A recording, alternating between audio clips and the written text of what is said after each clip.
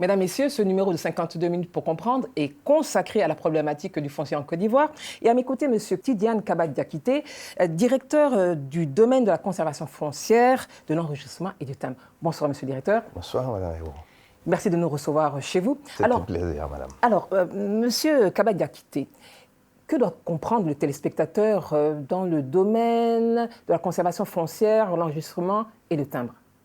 Alors, la direction du domaine de la conservation foncière, de l'enregistrement et du timbre est une direction centrale de la Direction générale des impôts. Très bien. Alors, donc, cette direction s'occupe du domaine financier de l'État, c'est-à-dire en recouvrant les taxes et redevances du domaine. Vous avez beaucoup d'argent alors? Nous recouvrons beaucoup d'argent pour l'État.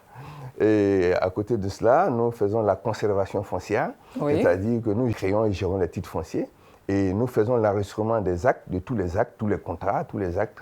Et nous vendons le timbre fiscal pour le compte de l'État. Alors, vous parlez tout à l'heure d'ailleurs dans votre explication de foncier.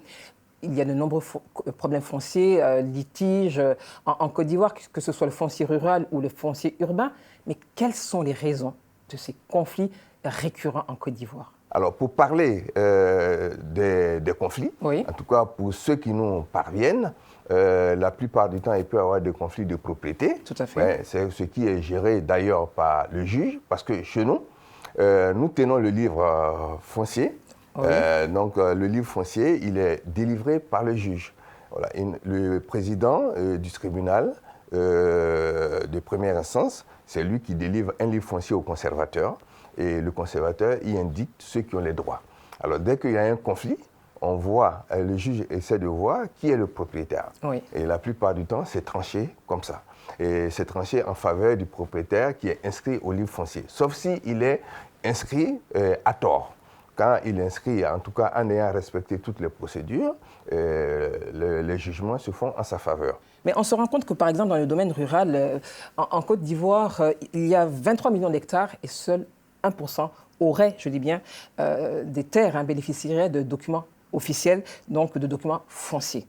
Alors, est-ce que ce n'est pas une autre raison de ces conflits récurrents dont on parle? Assurément.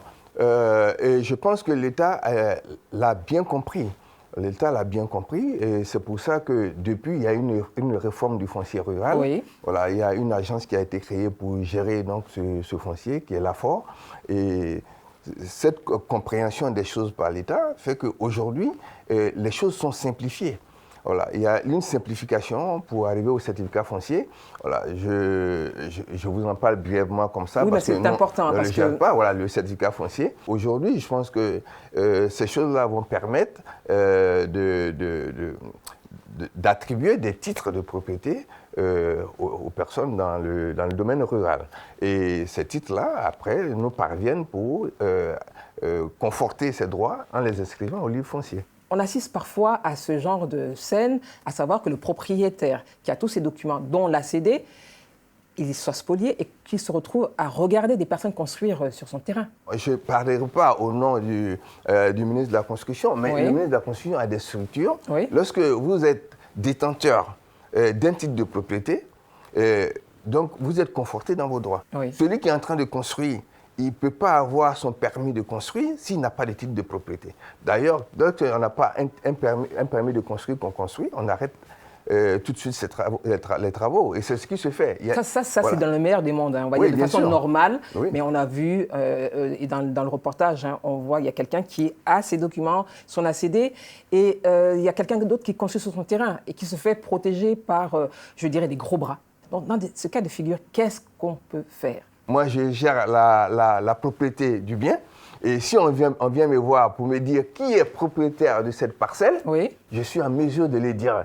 Mes livres parlent. Mes livres diront le propriétaire du bien, celui qui détient un titre, celui qui détient un ACD publié au livre, c'est Monsieur Tan.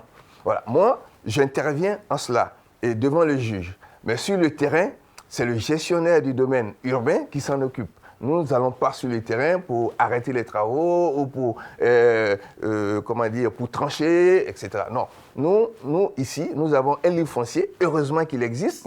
Il peut dire qui est le réel propriétaire d'un bien et le juge tranche. Et je pense qu'en toute chose, en tout conflit, c'est la justice qui est l'essentiel. Alors, Monsieur Diakité, on se rend compte également que la méconnaissance de la législation foncière et parfois la lenteur dans l'obtention de certains documents de propriété pourrait faciliter ces conflits dont on parle. Quel est votre avis là-dessus? Tout le monde sait que le droit de propriété, il est conféré par des documents qu'on détient. Mais, monsieur le directeur, si tout le monde le savait, on n'aurait pas des conflits qui soient ruraux ou urbains. Parce que, pour rebondir sur ce que vous dites, il y a une confusion qui se fait entre le titre foncier et le certificat foncier. Ce serait peut-être l'occasion aussi d'expliquer la différence entre le titre foncier et le certificat foncier, pour que tout le monde comprenne et qu'il n'y ait plus d'ambiguïté sur ce document qui est très important pour la possession de la terre. Le certificat de foncier, c'est une innovation. C'est une innovation, c'est une simplification pour avoir un titre de propriété dans le domaine rural. Et le titre foncier? Alors, le titre foncier, c'est dans le titre foncier que sera inscrit le certificat foncier. Voilà, le certificat foncier, c'est un acte que vous avez, mais le titre foncier, on va dire, c'est l'acte de naissance, ouais, vous voyez, qui va enregistrer tout ce qui va se passer, toute la vie juridique de la parcelle. Tout ce qui va se passer là-dedans, on va l'inscrire sur le titre foncier. Si demain vous le cédez, si vous cédez votre parcelle, voilà, vous aurez cédé votre certificat de propriété. Alors, si vous cédez à une autre personne, cette personne sera inscrite comme le nouveau propriétaire. Vous voyez? Voilà, donc tout ça, c'est sur les titres fonciers que ça s'inscrit. D'accord. Voilà, le changement de propriétaire, tout ça, ça s'inscrit sur les titres fonciers. Alors, Monsieur Kaba Diakité, pour parler des propriétaires terriens, on se rend compte, et ça, je pense que ce n'est pas un secret, ce n'est pas un secret pour quiconque, certaines autorités coutumières vendraient des titres, des terres, selon leurs intérêts, et cela provoquerait, je dis bien provoquerait, donc des litiges ou des conflits sur le terrain. Comment peut-on gérer cette situation? Alors, les litiges qui naissent là sont gérés au niveau du chef coutumier. Voilà, c'est là que ça se fait. Mais je pense que le ministère de la Construction est intervenu pour faciliter aussi les choses. Vous savez très bien qu'il y a un document qui existe entre le ministère de la Construction et les chefs qui gèrent le domaine rural coutumier, qui est le guide. Voilà, il y a un guide qui est établi, un document sur lequel les droits sont inscrits. Voilà, les droits primaires déjà sont inscrits, qui permet déjà d'éviter certains conflits. Voilà. Mais là aussi, je pense qu'il y a des innovations qui sont en train de naître, de telle sorte que le ministère de la Construction est en train de mettre en place des choses.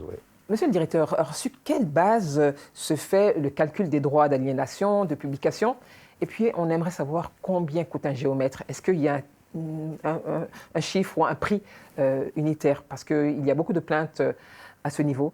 Alors, donc, je sais que dans le domaine rural, l'AFOR a pris les choses en main. Nous avons participé à des séances de travail avec l'AFOR. Et l'objectif, c'est de réduire tous les coûts.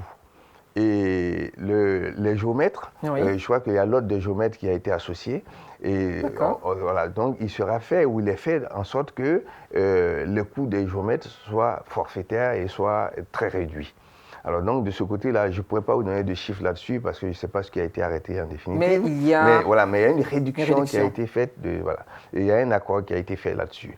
Et derrière ça, après la publication, quand elle doit se faire au livre, voilà, c'est sur des frais forfaitaires. C'est 300 francs l'hectare. Vous imaginez, voilà, quand vous comparez à l'ACD, où le minimum, c'est dans les villages, voilà, c'est 1000 francs le mètre carré. Voilà, où les coûts peuvent aller jusqu'à 50 000 et 80 000 même, si vous prenez des zones comme la Riviera.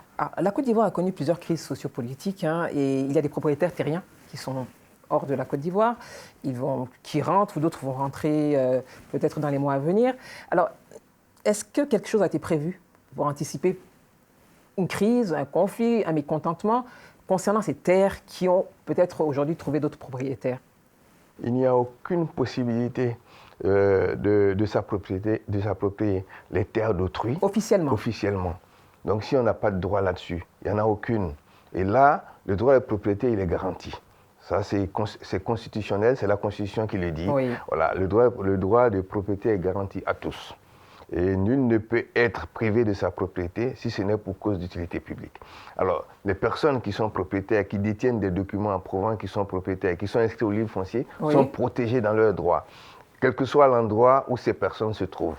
Alors, si vous êtes propriétaire, inscrit au livre, vous pouvez dormir tranquille. Voilà. Nous assurons la garantie, la sécurité de vos droits et le juge tranchera en cas de conflit pour dire voilà, qui est le propriétaire et ce sera forcément vous. Quelle que soit la durée, c'est inscrit dans le livre. Ah oui, on est inscrit une fois dans le livre et on est inscrit pour toujours. Sauf si vous, propriétaire, vous le cédez à quelqu'un d'autre. Mais là encore, c'est inscrit et c'est retracé. Que doit-on retenir à la fin de ce numéro de 52 minutes pour comprendre, consacré à la problématique du foncier en termes d'espoir, peut-être de propositions, mais surtout par rapport à ce que vous faites pour les propriétaires terriens, qu'ils soient sur le plan rural ou urbain? Il y a de moins en moins de conflits fonciers. Voilà, il y a de moins en moins de litiges et que depuis aussi que l'ACD a été réorganisée et que ça fait que nos administrations se parlent directement et que le document est transmis directement du ministère de la Construction, donc du domaine urbain dans les conservations foncières, il y a moins de faux documents qui nous parviennent et aussi au niveau du notaire, c'est les notaires qui font toutes les transactions immobilières une fois que le titre foncier est créé. Alors au niveau des notaires, il y a aussi beaucoup de précautions qui sont prises pour éviter donc les litiges. Alors ce qu'on constate, c'est que quand le bien est entré dans une vie juridique connue, donc il a un titre foncier, il y a moins de problèmes.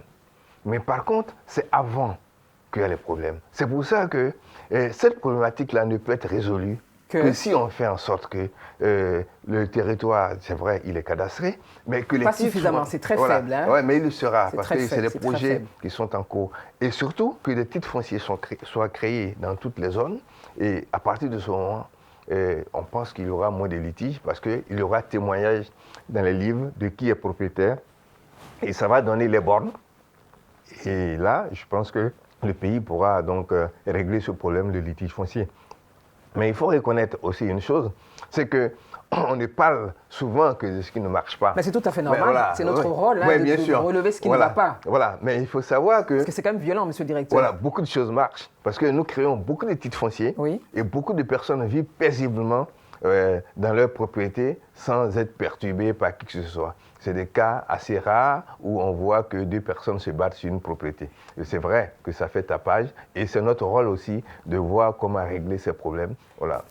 Merci, monsieur Tidiane Kaba Diakité, de nous avoir reçus. Je rappelle que vous êtes le directeur du domaine de la conservation foncière, de l'enregistrement et du timbre. Ça a été un plaisir de vous recevoir et de discuter de ce problème foncier avec vous. Mesdames, Messieurs, merci d'avoir suivi ce numéro de 52 minutes pour comprendre, consacré à la problématique du foncier. Une application juste et équitable de la loi sur le foncier, une sensibilisation renforcée de celle-ci, beaucoup de pédagogie pourrait permettre d'anticiper les conflits fonciers, les violences communautaires et permettre de renforcer la cohésion sociale pour un meilleur vivre ensemble. Pour revoir le numéro de ce soir, rendez-vous sur la chaîne YouTube de la RTI, son site internet ou la page Facebook de 52 minutes pour comprendre. Nous nous retrouvons dans 15 jours pour un autre numéro de 52 minutes pour comprendre, votre magazine d'enquête. En attendant, restez sur RTI 1 pour la suite de ces programmes. Bonsoir à tous.